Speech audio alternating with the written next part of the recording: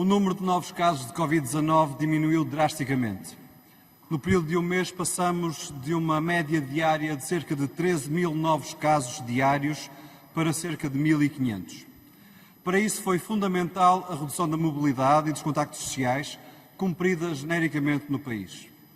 No entanto, à medida que se reduzia o número de casos, caía também o número de testes realizados. Apesar de várias vezes prometida, a alteração dos critérios de testagem ainda tarda a chegar ao terreno e estamos a testar muito menos do que os especialistas recomendaram. Em vez de aproveitar o confinamento para massificar os testes, o Governo perdeu tempo essencial. O país cumpriu, mas o Governo está a falhar. A redução de novos casos permite recuperar o fôlego na realização dos rastreios epidemiológicos e na detecção de cadeias de transmissão. No entanto, o rastreio de contactos ainda demora mais do que as 24 horas aconselhadas pela Direção-Geral de Saúde e estamos longe de recuperar o controle das cadeias de transmissão.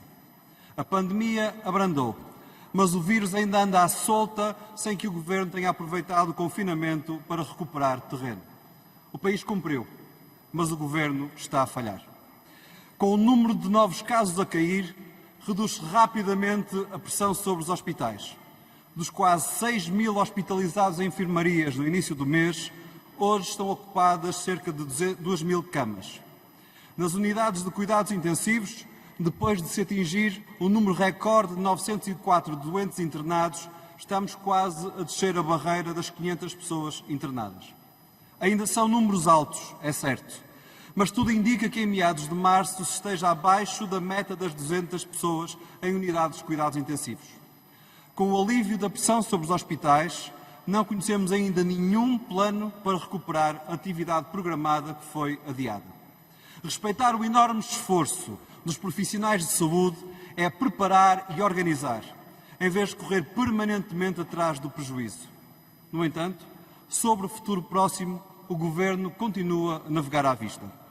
O país cumpriu, mas o Governo continua a falhar. As escolas foram fechadas, as crianças foram confinadas. Os problemas do ensino não presencial, que já conhecíamos, são potenciados pela falta de preparação do Governo e pela falta de computadores para alunos e professores, falta de telecomunicações decentes e acessíveis, falta de estratégia. Sempre a correr atrás do prejuízo. A escola pública e os seus profissionais, as crianças, as famílias, todos disseram presente neste momento difícil. Só o Governo e o Ministro da Educação desapareceram, incapazes de apontar caminhos e atalhar soluções.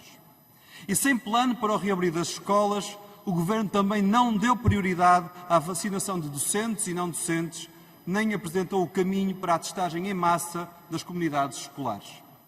O país cumpriu, mas o Governo está a falhar. Com inúmeros setores da economia fechados ou com atividade reduzida, aumenta o número de pessoas no desemprego. O Governo pediu sacrifícios a milhões, mas está a falhar com os apoios para proteger as pessoas e a capacidade económica existente. Os apoios são parcos e sempre atrasados. Deixam de fora pessoas e empresas que deveriam ser protegidas. As moratórias de crédito, fundamentais neste período difícil, têm fim com data marcada, mas nenhuma solução que dê saída às famílias ou empresas.